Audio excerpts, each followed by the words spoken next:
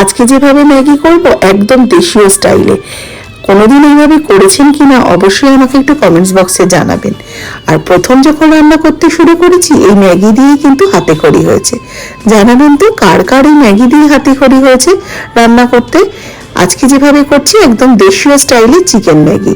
প্রথমে একটু রসুন ফোড়ন দিয়ে রসুনটাকে ভেজে নিয়ে দিয়ে দিলাম ক্যাপসিকাম, পেঁয়াজ একটু ভেজে নিয়ে একটু চিকেন মশলা আর একটু কাশ্মীরি লঙ্কার গুঁড়ো দিয়ে কেটে রাখা চিকেনটা দিয়ে দিলাম। ভালো করে কষিয়ে নিয়ে জল দিয়ে আদা রসুনের পেস্টও কিন্তু এর মধ্যে অ্যাড করেছি।